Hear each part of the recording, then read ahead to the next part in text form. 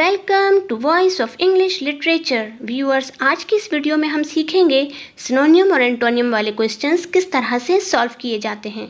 वैसे तो जितनी ज़्यादा वोकैब पे स्ट्रेंथ होगी उतना ही ये क्वेश्चंस सॉल्व करना आसान होगा, लेकिन वोकैबलरी की कोई लिमिट नहीं है। तो हमेशा कोई ना कोई ऐसा ही लफ्ज़ हमें नज़र आता है जो कि बहुत नया हो और फिर उसके साथ 4 ऑप्शंस होते हैं जिनमें से किसी एक को हमें टिक करना होता है। और हर कंपटीशन टेस्ट में 3 से 4 सवालात तो सिनोनियम और एंटोनियम के आते ही हैं। तो आज की इस वीडियो में हम कोशिश करेंगे कि आपको कुछ ऐसी टिप्स और ट्रिक्स बताएं जिसके ज़रिए हम इस तरह के क्वेश्चंस तब हल कर सकें जब हमें उनकी बहुत अच्छी तरह से मीनिंग मालूम ना हो। तो वीडियो का बाकायदा आगाज़ करते हैं। सबसे पहले हमें अपनी स्ट्रेंथ पार्ट ऑफ स्पीच पे रखनी होगी, यानी कि हमें इन तमाम पार्ट्स जितने 9 हैं उनके बारे में हमें पता होना चाहिए कि नाउन क्या है, प्रोनाउन क्या है, verb, adverb, adjective, conjunction, interjection, article, preposition, conjunction क्या होते हैं। उसके बाद इन कंपटीशन टेस्ट में इनमें से सिर्फ और सिर्फ 4 ही ऐसे पार्ट्स हैं जिसके सिनोनियम या फिर एंटोनियम्स आते हैं। और वो पार्ट कौन से हैं? वो है नाउन, वर्ब, एडवर्ब और एडजेक्टिव। सिर्फ ये 4 ही पार्ट्स ऐसे हैं जिनके हमें कंपटीशन टेस्ट में सिनोनियम और एंटोनियम्स नज़र आते हैं। और एक बात ये होती है कि अगर आपको क्वेश्चन में सिनोनियम पूछा गया है नाउन का, तो आंसर में भी आपको नाउन ही ढूंढना होगा। अगर एडवर्ब है तो आंसर हमेशा एडवर्ब ही होगा, एडजेक्टिव होगा तो एडजेक्टिव ही आंसर होगा। इसी तरह अगर वर्ब है तो फिर आंसर भी वर्ब होगा। तो ये एक छोटी सी ट्रिक है कि अगर आपको नाउन नज़र आता है तो आपको आंसर में नाउन ही ढूंढना है। अब नाउन की पहचान क्या है, तो पहले हम नाउन को देखते हैं। जिन वर्ड्स के आखिर में शिप आ जाए, शिप तो वो नाउन है, जैसे कि रिलेशनशिप, मेंट आ जाए, मैनेजमेंट, एग्रीमेंट, या फिर शन आ जाए, वोकेशन, या फिर OR आ जाए जैसे डॉक्टर, या ER आ जाए टीचर, या फिर GE आ जाए जैसे नॉलेज, या फिर TH पे ख़त्म हो लास्ट जैसे कि ग्रोथ। तो ये तमाम वर्ड्स हमारे आ जाते हैं नाउन में। अगर नाउन आता है तो आंसर भी नाउन ही होगा। फॉर एग्जाम्पल अब यहाँ पे एक क्वेश्चन है कि हमें एंटोनियम ढूंढना है किसका? इंटीग्रेशन का। हमें इंटीग्रेशन की मीनिंग फ़िलहाल नहीं पता, तो हमें यहाँ पे उन्होंने 4 ऑप्शंस दिए हैं। Number 1 unity, second synthesis, third linking और फोर्थ फ्रेगमेंटेशन। अब यहाँ पे हम देखेंगे कि हमें यहाँ पे किस चीज़ को ढूंढना है। अगर इंटीग्रेशन, हमें कैसे पता चला कि ये नाउन है? क्योंकि इसके लास्ट में शन आ रहा है, तो ये नाउन ही है। और अब इसके जो ऑप्शन होगा उसके आखिर में कुछ ऐसा आए जिससे हमें वो भी नाउन लगे, तो ये भी फ्रेगमेंटेशन एक नाउन है। इंटीग्रेशन का उल्टा फ्रेगमेंटेशन है।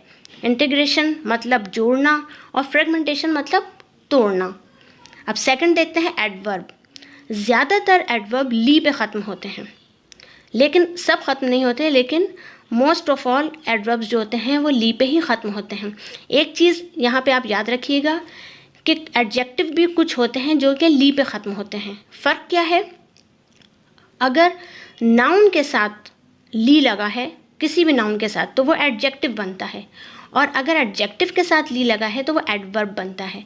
तो हमें यहाँ पे ये पता चल जाता है कि एडवर्ब तब होगा जब लफ्ज़ जो है वो एडजेक्टिव हो, उसके साथ ली का एडिशन हो। अब यहाँ पे हम देखते हैं क्वेश्चन।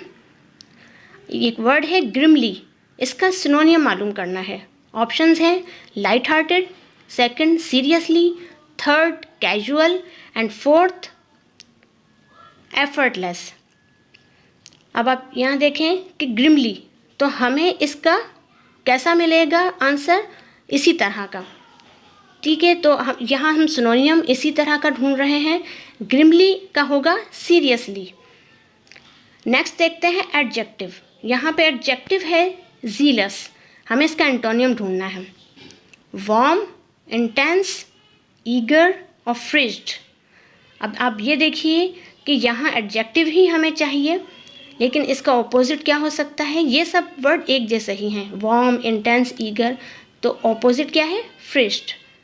लास्ट वर्ब देखते हैं। अब वर्ब हमें मिल गया एक, इस्टेब्लिश। इसका हमें सिनोनियम ढूंढना है। Options, first setup, second demolish, third close and fourth disprove. तो इस्टेब्लिश का हमें वर्ब ही चाहिए, हैं ये सारे ही वर्ब, लेकिन आपको जो इसका इस्टेब्लिश का वर्ब आपको मिलेगा सिनोनियम में वो होगा सेटअप।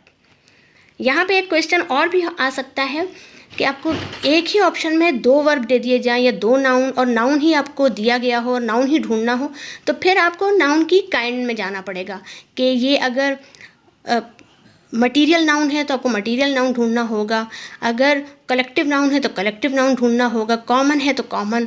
तो इस तरीके से ये आपके सिनोनिम एंटोनियम्स आते हैं।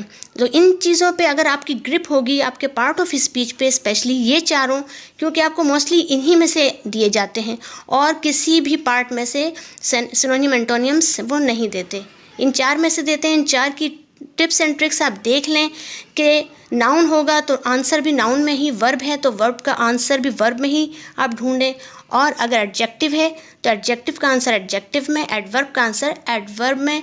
तो आपके लिए ऑप्शंस में तलाश करना आसान हो जाएगा।